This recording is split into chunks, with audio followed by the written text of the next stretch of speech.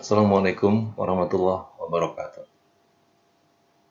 Alhamdulillah kita jumpa kembali pada kuliah bioetika. Setelah sebelumnya kita sudah berdiskusi bersama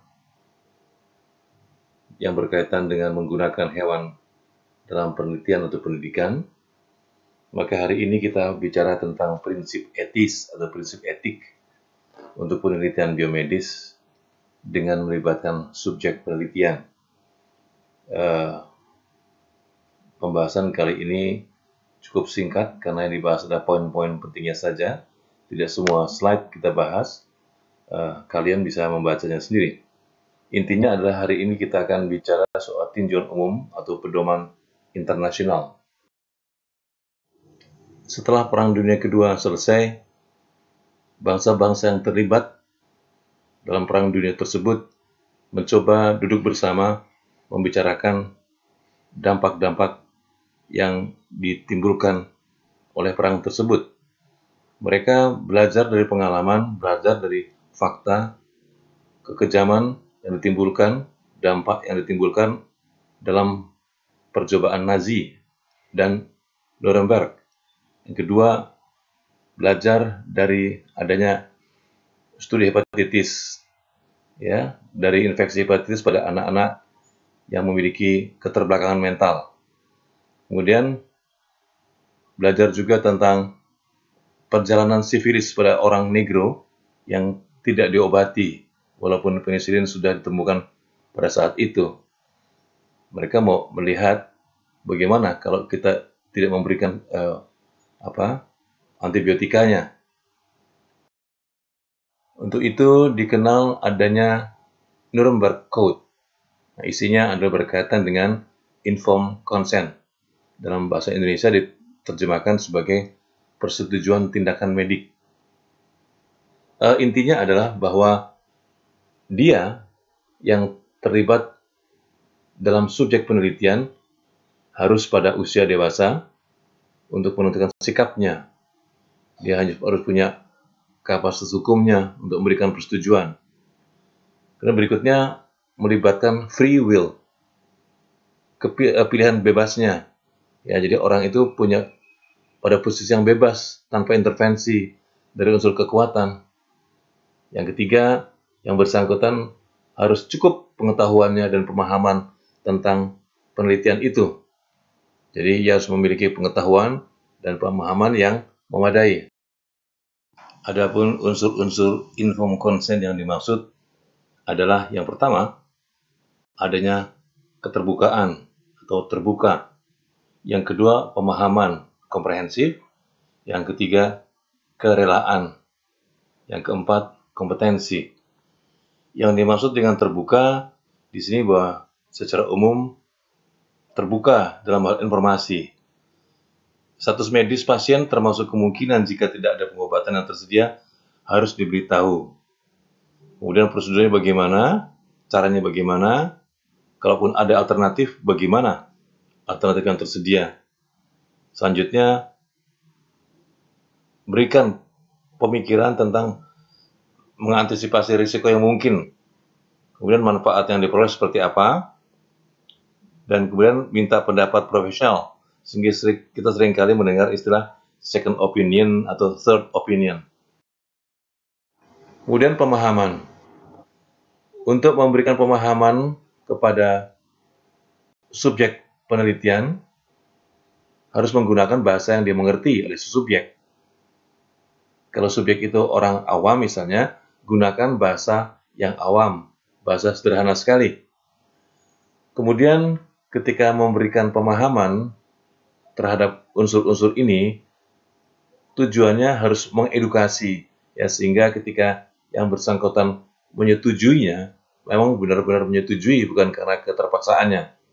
Kemudian yang tidak kalah pentingnya adalah kita harus menjelaskan tahapan-tahapannya atau prosedurnya. Yang ketiga adalah kesukarelaan atau voluntariness. Pasien harus bebas membuat pilihan tanpa tekanan orang lain. Jadi ketika si pasien memilih A atau B atau C, itu merupakan pilihan yang ditetapkan oleh dirinya, bukan karena tekanan si dokter atau tekanan pihak-pihak lain. Yang keempat adalah kompetensi, competence, kemampuan pasien untuk mengambil keputusan. Seseorang bisa memutuskan kalau dia punya kemampuan untuk memilih keputusan. Jadi syaratnya tentu saja harus dewasa dia, ya. Kemudian mampu menjelaskan alasan pilihannya secara rasional. Berkaitan dengan penggunaan manusia sebagai subjek penelitian, dikaitkan dengan masyarakat, dengan society, maka kesejahteraan atau welfare dari manusianya lebih dipentingkan ketimbang kemajuan sains semata. Jadi, menempatkan manusia dan nilai intrinsiknya menjadi lebih utama ketimbang kemajuan ilmu pengetahuan itu sendiri.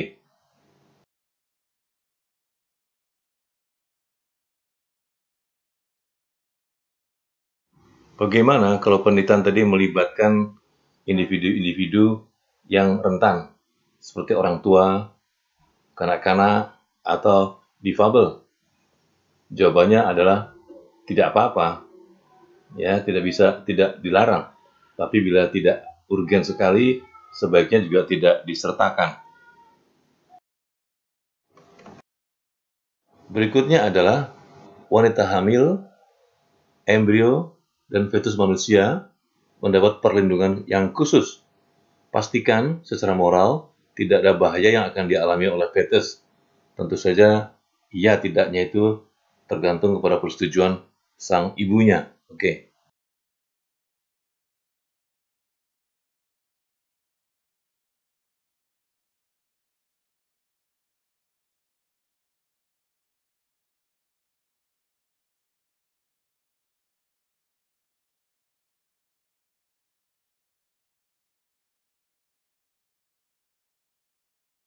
Ada pertanyaan, apakah seorang pasien boleh menarik diri dari pengobatan misalnya? Jawabannya tentu saja bisa.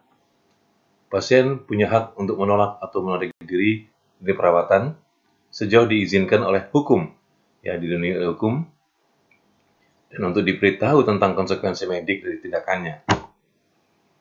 Seorang pasien dapat menolak atau menarik diri dari perawatan medis karena keyakinan agamanya. Misalnya, ternyata sekte agama tertentu ini menolak transfusi darah, ya, karena yang bersangkutan yakin itu, maka ia berhak. Sementara dokter harus melindungi haknya. Inilah otonomi yang harus ditegakkan.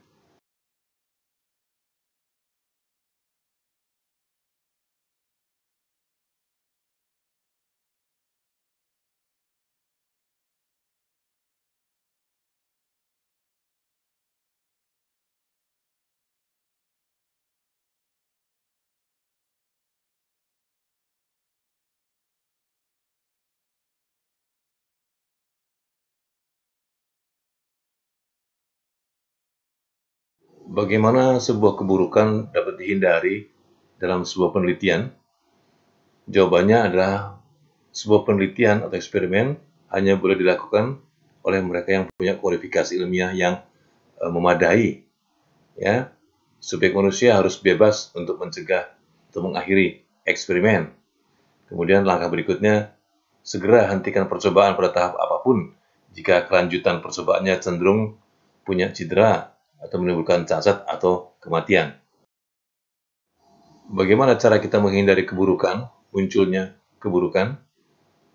Yang jelas pertama kali adalah memastikan bahwa risiko yang terlibat telah dinilai secara memadai dan tentu saja dapat dikendalikan, dikelola dengan secara memuaskan. Kedua, segera hentikan. Kemudian investigasi. Lakukan penelitian apabila risiko ditemukannya lebih besar daripada manfaat atau potensialnya. Kemudian ada bukti konklusif, bukti akhir dari hasil positif dan bermanfaat. Berikutnya adalah bagaimana kita mengurangi bahaya pada subjek manusia. Langkah yang paling awal adalah kita mendesain penelitian sedemikian rupa dengan cara menangkap input dari masyarakat. Kemudian komunikasikan rencana penelitian ini, kemudian hasil penelitian ini dengan baik. Kemudian yang lainnya lagi adalah lakukan sesuai dengan protokol yang sudah sepakati di depan.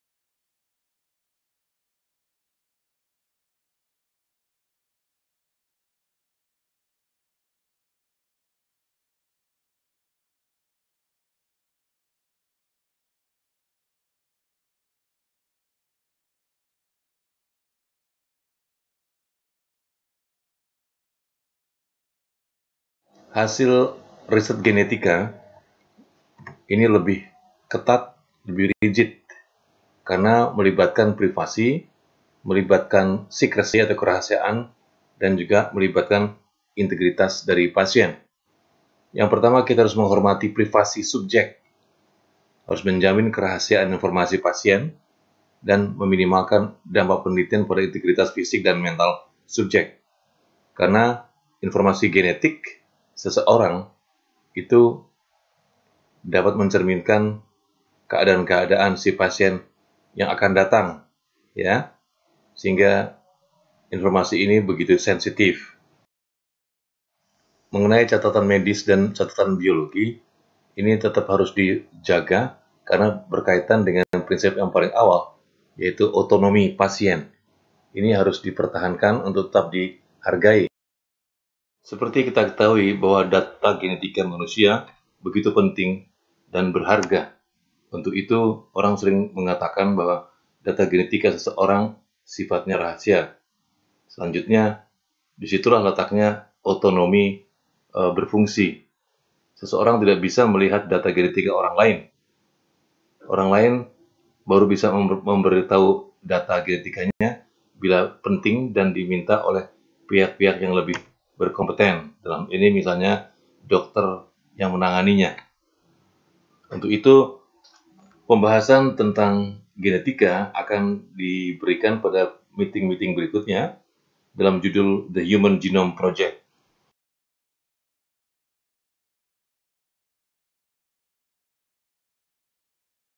Apabila seseorang dilibatkan sebagai subjek penelitian, kemudian orang tersebut ingin sekali memperoleh jawaban dari riset yang dilakukan oleh si peneliti tadi, maka orang yang bersangkutan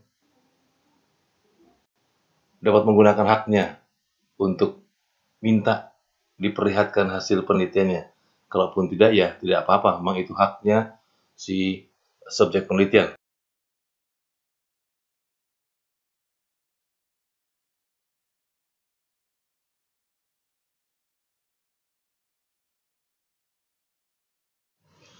Sekian kuliah kita kali ini. Sampai jumpa lagi pada pertemuan berikutnya. Terima kasih. Assalamualaikum warahmatullahi wabarakatuh.